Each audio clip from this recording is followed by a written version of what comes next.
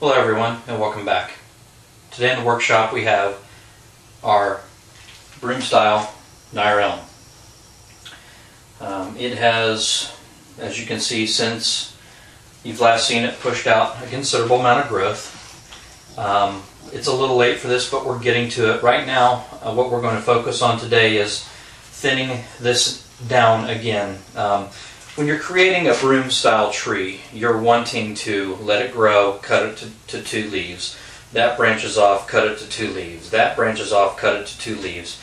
In the scope of developing a bonsai tree, it's probably the longest process there is, because you're constantly cutting it back to 2 sets of leaves and allowing it to branch off from there. You're cutting it back to 2 sets of leaves and letting it grow from there. This tree is overgrown considerably, as you can see. We're going to not take it quite that drastic today. What we're going to focus on today is figuring out what of these branches up here need to remain and which ones need to go. The ones that need to remain, I'm going to let them grow just a little bit longer so they can get a little bit thicker before I cut them back to a set of 2. What happened last year was we got into that point. I put this thing back out on the bench and the squirrels completely sawed everything off. They were just nubs everywhere. I don't know why the squirrels did that. I've since had mouse traps in here. They're still invading the tree. I'm going to have to either get some live traps to get rid of them or get some poison. Don't want to use poison because I have dogs and the dogs will probably end up eating the poison, but I'm going to probably have to go get some live traps and relocate the squirrels that are here to another location. So we kind of took a step back last season with that because of that, and so we're kind of starting at that point again. You know, setbacks are going to happen. You just got to roll with the punches and do what you can. I'm going to do a little talking while I work here, if you guys don't mind. I know some people have been requesting me do that, so that's what I'm going to go ahead and do. It'll make it more like a demonstration than a online lesson per se. The first thing I'm going to automatically do is anything growing inside or towards the center or crisscrossing, we're going to go ahead and remove those. So right off the bat, we've got this branch right here that's doing just that, so it needs to go right off the bat.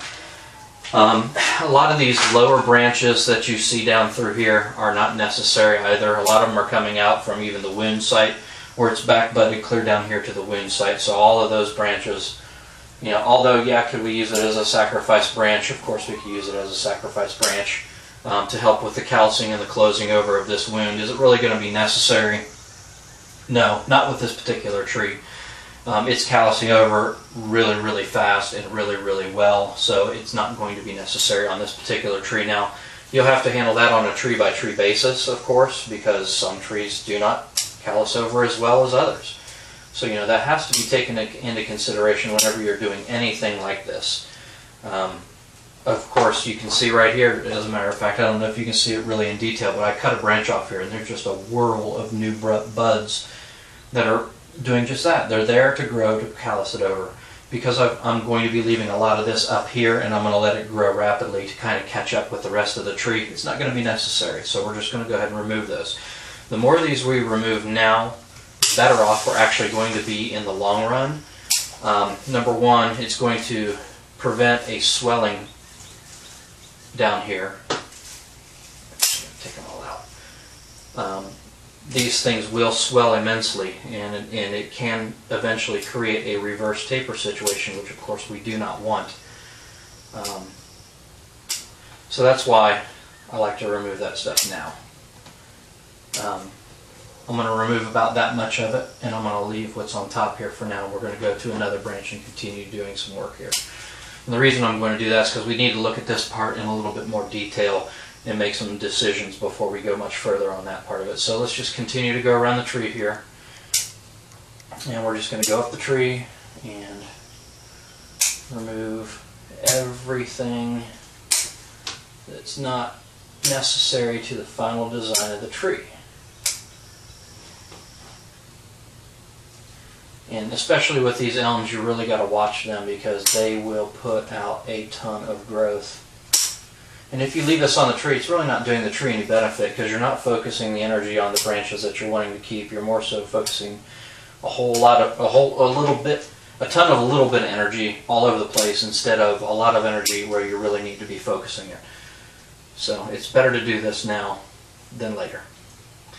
Now on this one particular branch, this was our initial chop. We've got one branch here, one branch here. So of course we don't want much growing below that, because eventually when the canopy develops, it's going to be shaded out and it's going to die back anyway. So this is our first split in this particular trunk, I guess you could say, of the broom. So because of that, everything below that first V needs to be gone. It will do you no good later. So let's continue on. Same thing goes here. We're just going to reduce as much of this as we can. Now of course if we were doing something different other than a broom style tree, you maybe would want to keep a lot of this stuff, but we do not. So that's not the kind of design, ultimate design that we're after. I can attest, and you can see here as proof, that this is a great tree to use for beginning bonsai if you can get your hands on it.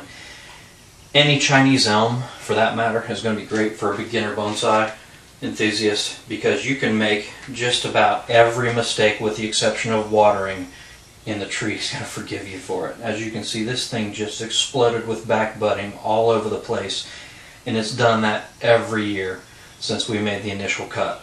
So if you're looking for something that you can really hack the crap out of, and it's just going to take it and keep on going gangbusters, Chinese elm's the way to go. I mean, you just cannot beat it as far as a species for especially a beginner bonsai. It's got super short nodal distances, meaning it's going to be really compact. You can almost clip and grow these things. They're really that easy to work with. Highly recommend them for anybody who is a beginner. This and a Trident maple are probably the two easiest to work with when it comes to forgiveness and making mistakes. Alright, just a few more here to go. What are we going to do up here? I'm going to go ahead and eliminate all of that.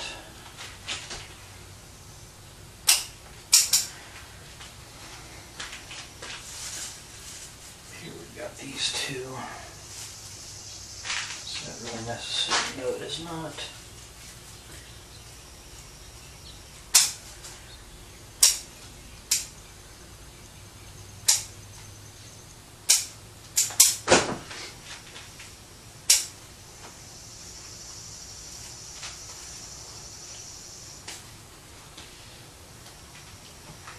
Okay,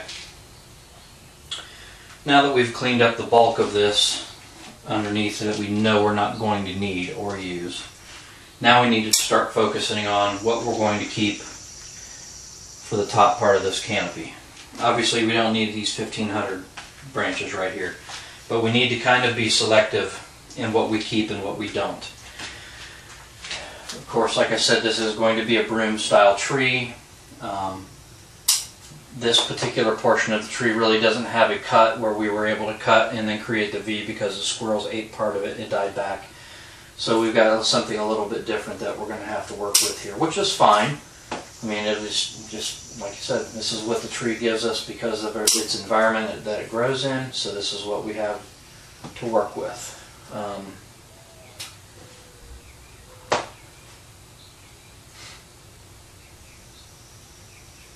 Just trying to figure out what I want to keep and what I do not. The obvious things that are growing inward we don't want to keep.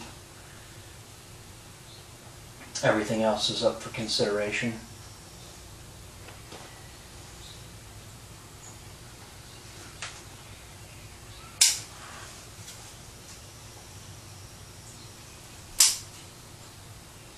And if you notice, I kind of work on my trees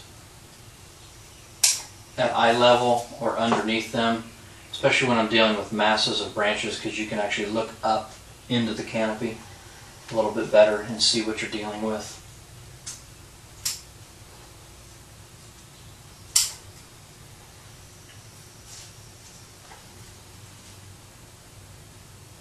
Okay. Now we're getting down to it.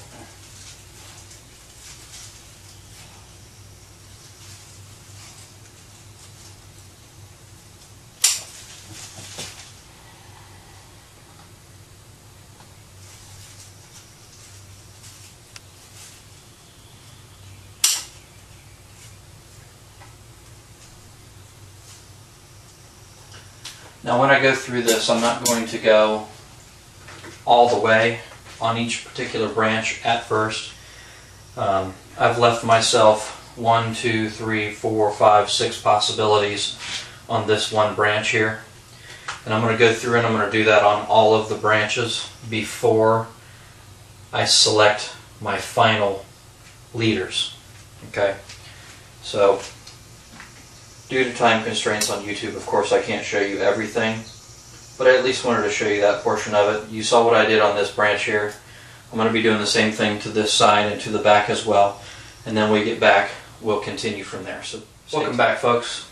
As you can see, I've gone ahead and made my branch selections on this tree, and I've been doing some thinking about how long these initial branches are before they do their split, and I'm considering potentially taking these branches back and letting them back bud out again and starting a little bit closer towards the base of the tree. I know that I'm going to get another flush of growth this season, so that may be something I'm going to consider here in the not too distant future. Then again, I may just continue to stay the course. Where I see this tree, its final height, canopy-wise, is, to me, the taper and the transition from this. I would like the tree eventually to be about this high, final, and so I may end up having to do making some different decisions about this tree and its direction. I've had the squirrel battle here, and I've been trying to let the tree grow to gain vigor, and I think what's going to end up happening is if I do get a flush of growth down low and some more back budding like I'm bound to get, I may end up just cutting this back and starting over again, which is something you can do at any point in time. It's something that you'll have to do throughout the course of your tree's development. Eventually your branches are going to get too large and you got to be thinking ahead. Okay, where's the branch that's going to replace that branch? I see this tree a lot more compact than what it is now for the size of the trunk, so we're going to let it just be like it is now, and I'm just going to let it grow freely from here this season.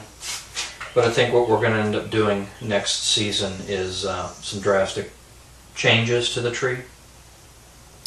This branch over here is too long, in my opinion.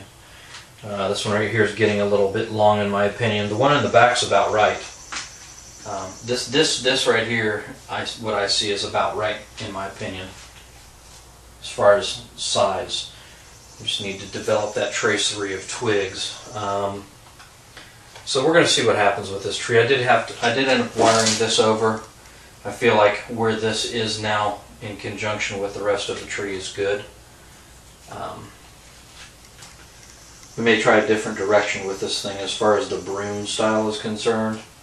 I've got it set up for broom style. One of the things you also have to remember is, in order to get the healing down here, you've got to let the tree grow freely for several years. And that's really what we've been doing at this point in time. But I think, now that this is almost to the point where it's getting healed, it's probably 60-65% healed. I feel that we can now potentially, if I don't want a large canopy on this tree, which I don't believe I'm going to want. I think I want a nice, tight, compact canopy, and you see how well this thing back buds. I think what we're going to end up doing is chopping this at the end of the season. But for now, for healing purposes, we're going to let this thing just take off now. I've got several leaders chosen on each branch, and I'm going to let them grow freely, which is going to help heal this down here completely over. And we'll see what direction this tree ends up going. I may change my mind. I may look at this thing again and say, you know what, this would look a lot better. You know what? That would look a lot better. So we're gonna see what happens with it. I mean, I'm still happy with the tree. I love the tree. It's a great tree. It's an elm tree. I like the elms. I love the craggy bark on it. You can see how much we actually removed off this tree. It's a considerable amount. It's got a great nabari. Everything else can be changed. The nabari is the thing. If you don't have a great nabari, it takes a long time to develop a new nabari with air layering or what have you. But you always look for the nabari first. You can change everything else later. And I feel that the tree was going in the right direction initially. But then the battle with the squirrels kind of changed my direction for me, and not 100% happy with where it's going. So I think what we'll do is we're going to do some drastic changes to this thing next season.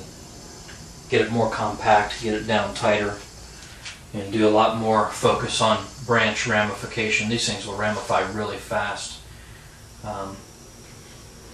And if I get a back bud this season, I may do the same. I'd like like I said before, I think a good canopy size for this tree is going to be somewhere in here, maximum height of the canopy. I think that with a dense canopy of branches is going to be the way to go. But the thing you have to remember is you're not going to get this growth and this transitional taper by not letting it grow freely. If you just keep cut, 20, 30 years down the road, yeah, you'll have that. But for all intents and purposes, what I'm trying to do, I wanted to have that nice taper and that nice transition. And you can always build your canopy off of that. You know, eventually with these broom-style trees, the traceries of twigs get so dense that that's what ends up happening, is they end up cutting it back just to bare shoots, just to the bare main trunks, and regrow from there. So in a sense, that's kind of what we're going to be doing with the tree. So stay tuned. I'll do a quick 360 for you here on this one, and we'll just keep plugging along. If I can keep the squirrels off of it, we'll be doing good. Another thing that I wanted to show you guys that I'd like to potentially focus on is we've got 1, 2, 3, 4 right now. Well, it's really 3 main trunks, but they split off, and there's 4. I would like to potentially see something coming in this area and filling in this void right here. It's very barren and empty right here. So we'll see what happens. We'll let the tree do its thing, and we'll revisit it and go from there. Thanks for watching.